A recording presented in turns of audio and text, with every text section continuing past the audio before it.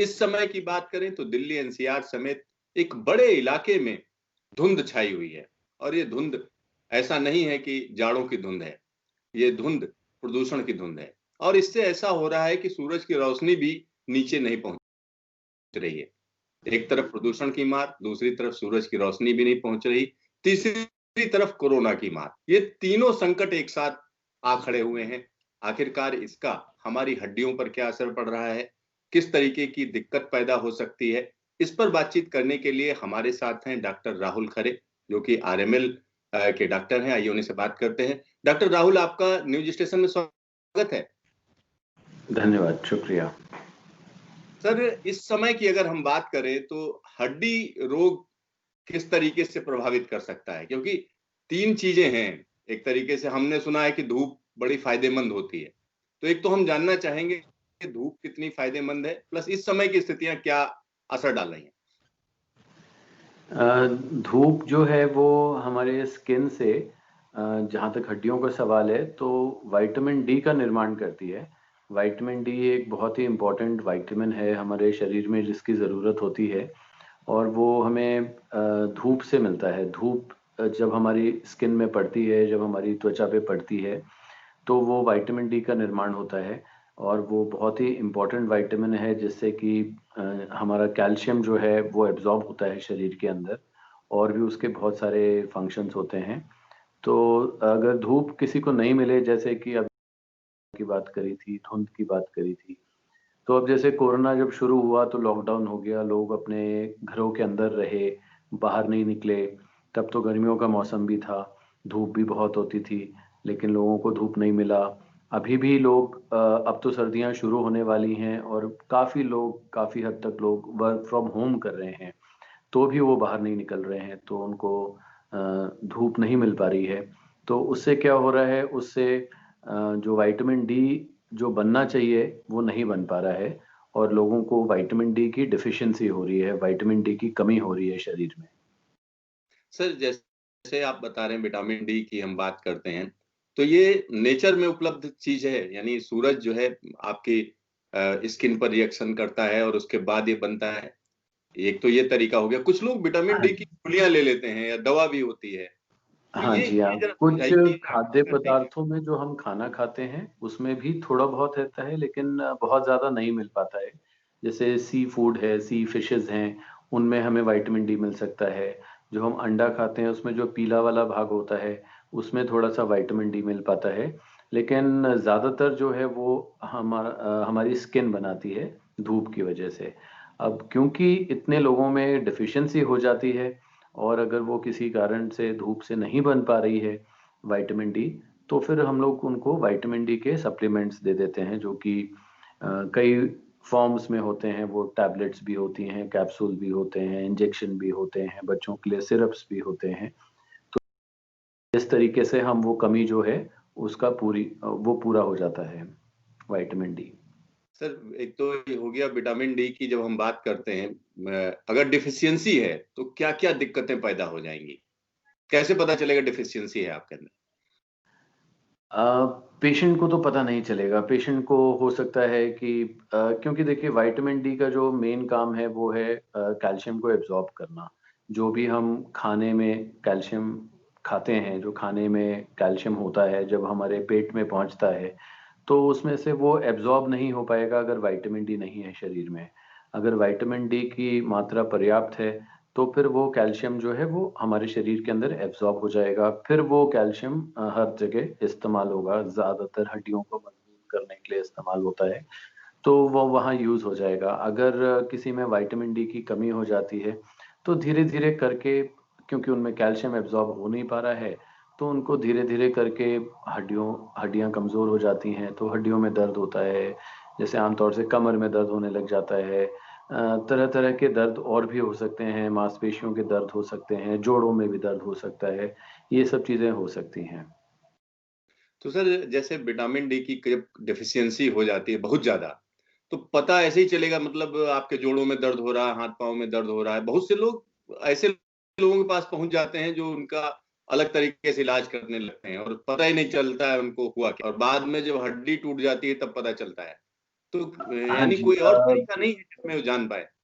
हाँ, बिल्कुल। जब डॉक्टर के पास पहुँचेंगे तो डॉक्टर को अगर शक होगा कि हो सकता है विटामिन डी की कमी हो, तो एक सिंपल सा ब्लड टेस्ट होता है, खून की जाँच होती है, जिसको टेस्ट करने से पता चल जाता है कि विटामिन डी की मात्रा कितनी है। और ये तो मैंने आपको एडल्ट्स के बारे में बताया सिम्पटम्स जो विटामिन डी डेफिशिएंसी से होता है। बच्चों में तो एक और बीमारी होती है जिसको रिकेट्स बोलते हैं। तो रिकेट्स जो है वो बच्चों में होती है, छोटे बच्चों में होती है और उससे तो बहुत पूरे-पूरे शरीर में फ़र्क पड़ जाता है। बहुत सारे ऊपर से सर से लेके नीचे पाँव तक बहुत सारी चीज़ें हो सकती हैं विटामिन डी की डेफिशिएंसी की वज़ह से। सर, जैसे आपने छोटे बच्चों की बात की, एक तो वो बच्चे जो चल लेते हैं, उनकी हाँ जी। बात हो गई। अब स्कूल बंद हैं, तो उनको उतना खेल-कूद भी नहीं होना है, घर में बैठे हुए हैं, ऑनलाइन क्लासेज हो रही हैं और बाहर भी वो खेलने के लिए नहीं निकलते हैं। तो बिल्कुल। लोगों के लिए क्या राय है? उनको बीच में कहीं न कहीं धूप देखिए, में जो ले जाना चाहिए? टिपिकल सिम्पटम्स हैं, अगर ऐसा देखना चाहें, जो टिपिकल सिम्पटम्स हैं, जो किसी बच्चे में विटामिन डी की डेफिशिएंसी की वजह से जो रिकेट्स की बीमारी होती है, उसमें ये होता है कि 6 महीने से 2 साल की उम्र में ज़्यादातर होता है ये बच्चों में। और जो सर की हमारी हड्डी है, जिसको हम स्कल बोलते हैं, ये थोड़ी-सी सॉफ्ट रहती है। आगे जो माथा है, ये थोड़ा-सा गोल हो जाता है। जो दाँत हैं वो समय से नहीं निकलते या थोड़े टेढ़े-मेढ़े निकल जाते हैं और हमारे छाती में भी कुछ हड्डियाँ उभर के आ जाती हैं और हमारी रीढ़ की हड्डी टेढ़ी हो सकती है। उनका पेट थोड़ा ज़्यादा बच्चों का निकला हुआ रहता है। उनके घुटने टेढ़े हो सकते हैं, कलाइयाँ चौड़ी हो सकती हैं। ऐसे ऊपर से नीचे तक बहुत सारी चीज़ें हो सकती हैं जिनकी वजह से माता-पिता को शक हो सकता है कि इसमें कुछ प्रॉब्लम है बच्चे में और फिर वो दिखाने ले जा सकते हैं डॉक्टर के पास। तो सर, जैसे रिकेट्स की बीमारी हुई, तो इसमें क्या इसका इलाज पूरी तरीके से संभव है? जी हाँ, बिल्कुल। विटामिन डी की कमी से होता है। अगर हम उनके कुछ ब्लड टेस्ट कराते हैं बच्चों के, उनके एक्स-रेज़ कराते हैं, उससे पता चल जाता है कि ये विटामिन डी डेफिशिएंसी रिकेट्स है। तो उनको हम विटामिन डी अगर बहुत कम निकलता है तो विटामिन डी के इंजेक्शन दे देते हैं। उसके बाद उनको खाने के लिए दे देते हैं विटामिन डी और कैल्शियम और ये सारी चीज़ें ठीक हो जाती हैं। जिनमें हड्डियाँ थोड़े बड़े बच्चे अगर हैं, हड्डियाँ टेढ़ी हो चुकी होती हैं, उनमें फिर हमें कई बार ऑपरेशन करके उनको सीधा करना पड़ता है। मतलब एक कठिन रास्ता बन जाता है कि अगर विटामिन डी की कमी हुई और आप बीमार भी हो हाँ, गए, तो आपके लिए बहुत ही तकलीफ बढ़ ज़रूरी। जाती जी हाँ, बहुत ही ज़रूरी विटामिन है और आजकल के समय में जब लोग बाहर नहीं निकल पा रहे हैं, धूप नहीं मिल पा रही है, तो अगर थोड़ा-सा भी शक हो तो ज़रूर अपना विटामिन डी का एक ब्लड टेस्ट करा के देख लें और अगर वो कम है, तो वो सप्लीमेंट्स ले सकते हैं। बहुत ही आसान है उनको लेना। अगर किसी में डेफ़िशिएंसी होती है, तो हफ़्ते में 1 बार 1 कैप्सूल खाना होता है या सैशे दूध में डाल के पीना होता है और ऐसा 2 महीने तक करना होता है और वो विटामिन डी की मात्रा पूरी हो जाती है। सर, एक और चीज़ मैं जानना चाह रहा था। मान लिया किसी ने डॉक्टर से सलाह नहीं ली, उसको लगा कि ठीक है, अब हम धूप में नहीं निकल रहे हैं, विटामिन डी का अपने आप खरीद लिया और खाना शुरू कर दिया। तो उसके नुकसान भी होंगे अगर मान लिया उसमें कमी नहीं है जी तो? हाँ, अगर तो विटामिन बी हो या विटामिन सी हो, ये तो वाटर सॉल्युबल विटामिन है। अगर थोड़ा बहुत ज़्यादा भी हो गया तो वो क्योंकि वो वाटर सॉल्युबल हैं तो वो शरीर के बाहर निकल जाते हैं, यूरिन के थ्रू निकल जाते हैं। लेकिन विटामिन डी जो है ये एक फैट सॉल्युबल विटामिन है, तो ये अगर शरीर में इसकी मात्रा ज़्यादा हो जाती है, अगर कोई बिना टेस्ट कराए खाते रहे, वो मात्रा ज़्यादा हो जाएगी क्योंकि वो स्टोर्ड रहता है शरीर के अंदर फैट में। तो फिर वो टॉक्सिसिटी प्रोड्यूस कर सकता है, उससे और भी नुकसान हो सकता है। मतलब बगैर डॉक्टर की सलाह के आप विटामिन डी की गोलियाँ या इस तरीके के सप्लीमेंट्स बिल्कुल ना लें, सीधी-सीधी बात है। सर, एक और चीज़ हम जानना चाह रहे थे कि जब हो गया कि इस समय की जो स्थिति इसमें हमको ध्यान रखना है कि धूप का सेवन करें, नहीं धूप है तो अपना अगर थोड़े भी सिम्पटम्स आते हैं तो आप चेक कराएँ। अब इस समय जो स्थिति है, मान लिया किसी को कोरोना भी हो गया और साथ ही साथ उसको हड्डी भी जो है गड़बड़ है, उसकी ऑस्टियोपोरोसिस भी है। तो इन दोनों का क्या कॉम्प्लिकेशंस बढ़ जाते हैं? क्या कोई इस तरीके की चीज़ें हैं या नहीं, देखिए ऑस्टियोपोरोसिस तो हड्डियों का कमज़ोर होना होता है। वो तो अगर ज़्यादातर वो महिलाओं में होता है मेनोपॉज़ के अराउंड या मेनोपॉज़ के बाद, और फिर जेंट्स में होता है ओल्ड एज में जाके। तो उसके और भी कारण होते हैं, लेकिन आमतौर से ये 2 कैटेगरीज़ हैं जिनमें ज़्यादा ऑस्टियोपोरोसिस होती है। तो ये तो इसका कोरोना से कोई संबंध नहीं है। हालाँकि कोरोना के प्रिवेंशन में या कोरोना के में इम्यूनिटी बढ़ाने के लिए विटामिन दिया जा रहा है, जैसे कि हमने सुना है विटामिन सी लेना चाहिए, ज़िंक लेना चाहिए। वैसे ही विटामिन डी भी दिया जा रहा है कोरोना के पेशेंट्स को। तो लेकिन ऑस्टियोपोरोसिस का कोरोना से कोई संबंध नहीं है। सर, एक और चीज़ हम जानना चाहेंगे कि इस समय की अगर हम बात करें, तो तमाम लोगों को अगर आप सलाह देना चाहें कि किस तरीके से अपनी हड्डियाँ मजबूत रखें, किस तरीके से आप फिट रहें, क्योंकि हड्डियाँ एक ऐसी चीज़ हैं जिनमें अगर थोड़ी भी तकलीफ होती है, दिक्कत होती है, तो बड़ा परेशानी हो जाती है। तो उनको क्या-क्या करना चाहिए कि इस समय जिससे वो एकदम इस मामले में मजबूत रहें?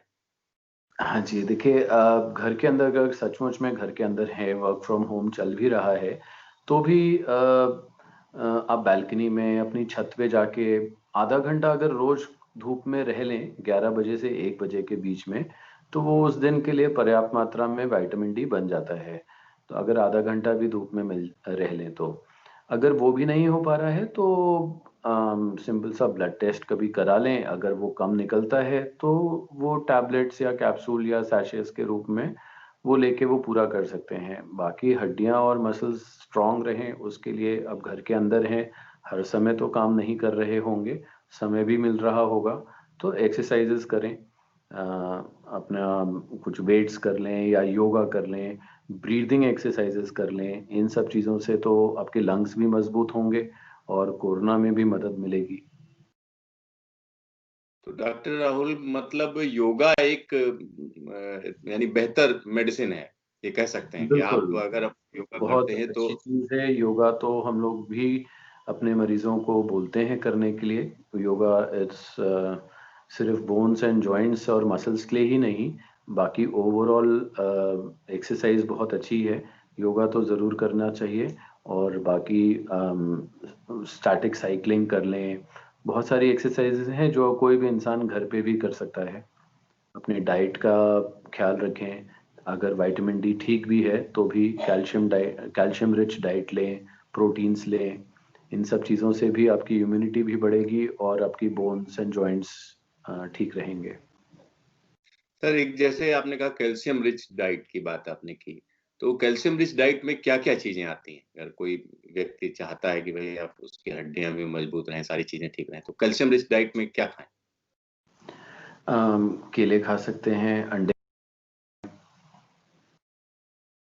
अच्छा, और हाँ साथ ही जी। साथ दूध हो गया, पनीर हो गया, ये सारी वो तो चीज़ें? बिल्कुल डेयरी प्रोडक्ट्स तो सब कैल्शियम है ही है उनमें, वो तो बिल्कुल लेने ही लेने हैं। उसके अलावा दूध है, दूध milk and milk products and केले हैं, अंडे हैं, ये ज़रूरी हैं। तो डॉक्टर राहुल, न्यूज़ स्टेशन से बातचीत के लिए आपका धन्यवाद। तो यहाँ पर आप समझ सकते हैं कि इस समय जो लोग वर्क फ्रॉम होम के तहत घर में काम कर रहे हैं, बाहर नहीं निकल रहे हैं, कोरोना से डरे हुए हैं, और दूसरी बात है दिल्ली एनसीआर जैसी जगहों पर अब धूप की कमी भी है, क्योंकि आसमान एकदम भूरा हो चुका है और जगह-जगह ये स्थिति है कि आपको साँस लेने में भी तकलीफ हो रही है। तो ऐसे में तरीका ये है कि चुस्त-दुरुस्त रहने के लिए एक तो आपको योगा करना है, साथ ही साथ ये ध्यान रखना है कि विटामिन डी की कमी ना हो, और अगर कमी है तो उसके लिए डॉक्टर से सलाह लें। तो देखते रहिए न्यूज़ स्टेशन, मिलेंगे दोबारा।